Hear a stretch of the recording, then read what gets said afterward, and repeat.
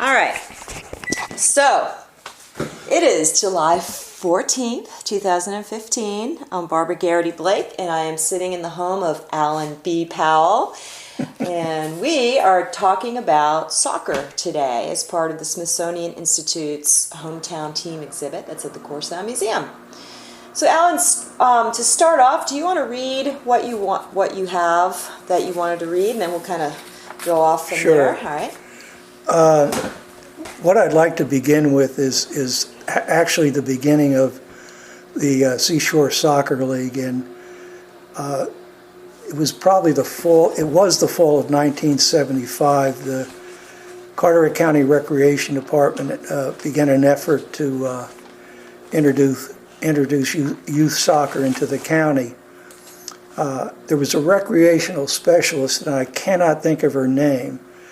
But her husband was stationed at the Fort Macon Coast Guard Station, and they were looking, or she was looking for someone that had some experience in soccer to lead a series of clinics, mainly in the Beaufort Down East area. There was a gentleman by the name of Duncan Howe, who was a graduate student at the Duke Marine Lab that had played soccer in college. And he began in 1975 to conduct soccer clinics in elementary schools in Cedar Island, Smyrna, Harkers Island, Beaufort, Salter Path, and Newport. And the clinics were very successful. And in the fall of 1976, it was the beginning of the first. It was the beginning of the Seashore Soccer League, and there was teams from Morehead, Beaufort, Newport, Harkers Island, and Salter Path, I believe.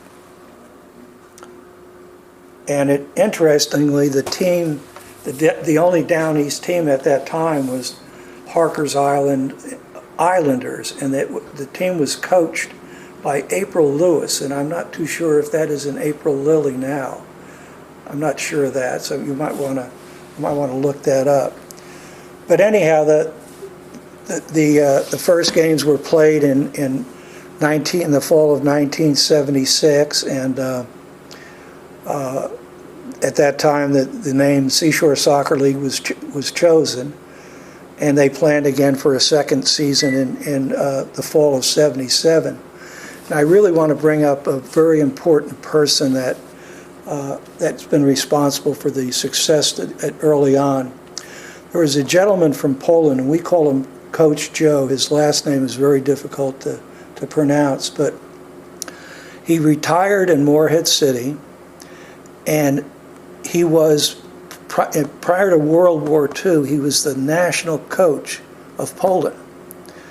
So in 1977, he helped coach, and he was revered, and so they had in their tournaments, their postseason tournaments, they offered a Coach Joe trophy in his memory, and this was for the postseason tournaments. Wait, what brought him here to Carteret County? He retired here. Why? I don't know.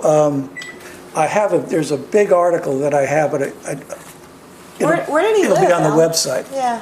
He lived in Morehead. Okay, cool. But there's a big article that we will have on the website about him. Okay. And he was passed away, but he was honored back in around 1990, and his wife was given a certificate or whatever, and but he was very influential in the development of the program. Can you spell his last name? Yeah. First name is Joe, capital C, Zachowskis. How do you say that? I don't know. That's why we call him Coach Joe. Czachowski? Czachowskis? Yeah, probably, yeah, something like that. Do we have a minute? Yeah. You want to shut that off? Or? I'll pause it for a sec. Yeah, just pause.